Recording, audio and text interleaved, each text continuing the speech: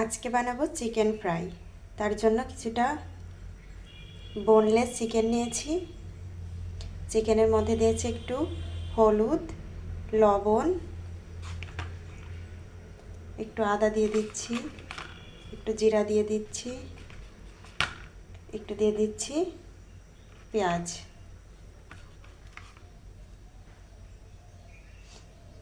একটু দিয়ে দেবো সয়া সস,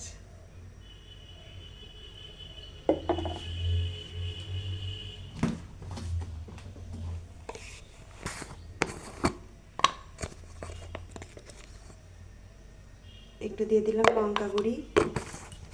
এগুলি দিয়ে ভালোভাবে মেখে নেব। আর এখানে রেখেছি ময়দার মধ্যে দিয়েছি হচ্ছে একটু লবণ আর ঝালের গুঁড়ি। আর এখন একটু দেবো এই যে ম্যাগি মশলার একটু মশলা, হালকা করে জাস্ট এটাকে নাড়িয়ে নেব।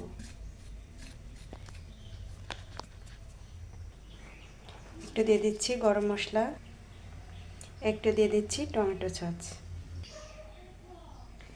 এবারে চিকেনগুলোকে এই ময়দার মধ্যে দিয়ে দেব।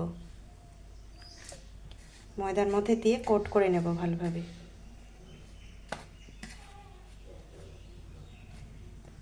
কোট করে নর্মাল জল রেখেছি এখানে, এই নর্মাল জলের মধ্যে ছেড়ে দেব।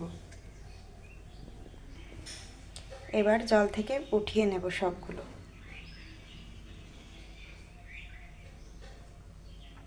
আবার এইভাবে আমি কোট করতে থাকবো, আবার ময়দা দিয়ে কোট করতে থাকবো, চেপে চেপে কোট করতে হবে। এই যে সবগুলো মাংসের টুকরোকে আমি কোট করে নিয়েছি। এরকম ভালোভাবে ঝেড়ে নেব, ঝেড়ে তেলের মধ্যে দিয়ে দেব। এরকম সবগুলোকে আমি ঝেড়ে ঝেড়ে তেলের মধ্যে দিয়ে দেব।